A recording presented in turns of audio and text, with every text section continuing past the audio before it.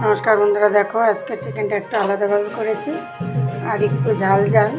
এখানে আমি দিয়েছি আদা বাটা, জিরে বাটা, লঙ্কা বাটা, এখানে কাঁচা লঙ্কা হাফ আর শুকনো লঙ্কা হাফ, আর জিরের গুঁড়ো আর গরম মশলা আর 2 চামচ ঘি দিয়েছি, কারণ এই ধরনের চিকেনে ঘি দিলে ভীষণ ভালো লাগে।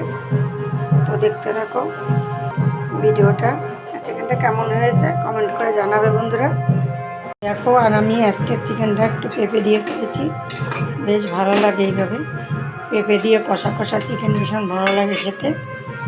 তো দেখো, আর পেঁপে দিলে কিন্তু চিকেনটা সেদ্ধও তাড়াতাড়ি হয়।